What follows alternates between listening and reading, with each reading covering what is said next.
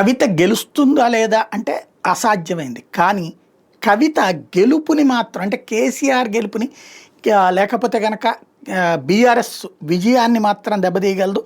ఆవిడ ఇన్ఫ్లుయెన్స్‌ని అయితే పబ్లిక్‌లో ఉంది అన్నటువంటిది తాజాగా తేలుతున్నటువంటి ఒక సర్వే. ఓటా మీడియా హౌస్ చేసినటువంటి ఒక సర్వేలో తేలుతున్నది ఏంటయ్యా అంటే సోషల్ మీడియాలో ఎలాంటి ప్రచారం జరుగుతున్నా సరే కవిత వ్యవహారాన్ని ప్రజలు కీన్గా అబ్జర్వ్ చేస్తున్నారు. వీళ్ళు 1000 మందితో చేశారు. కుల లింగ వృత్తి వయస్సుల పరంగా శాంపిల్స్ కలెక్ట్ చేశారు. కవిత ఇంపాక్ట్ తెలంగాణ రాజకీయాల్లో కవిత ప్రభావం మీద ఓ ఫ్లాట్ సర్వే నిర్వహించారు.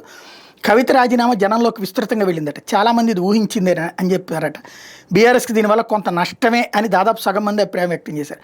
కవిత భవిష్యత్తులో కొత్త పార్టీ పెడుతుందని కూడా భావిస్తున్నారు. ఎజెండాను బట్టి కవితకు మద్దతు దొరకచ్చు అంటూనే మరో బీఆర్ఎస్ లేకుండా కవిత బలమైన నాయకురాలు కాదని కూడా మెజార్టీ అభిప్రాయం వ్యక్తం చేశారు.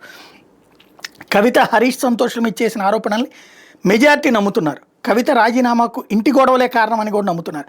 కవిత ఇష్యూ కాంగ్రెస్కే ఫాయిదా, బీఆర్ఎస్ ఇంటి గొడవలకు కారణం ఆస్తులు వారసత్వాలు అవినీతిలో వాటా అని ప్రజలు భావిస్తున్నారు. ఆమె ఇష్యూలో తెలంగాణ రాజకీయాల మీద కొంత ప్రభావం ఉంటుంది. కేవలం రాజకీయ లబ్ధి కోసమే ఆమె బీసీ పాట అందుకుందని కూడా జనం భావిస్తున్నట్ట. దీర్ఘకాలంలో ఆ ఇష్యూ ఆమెకి ఏమీ ఉపయోగపడదు అని కూడా తేల్చి చెప్తున్నారట. లిక్కర్ స్కామ్లో ఆమె పాత్ర కొంతమేరకు ఉంటుందని కూడా జనం నమ్ముతున్నారట.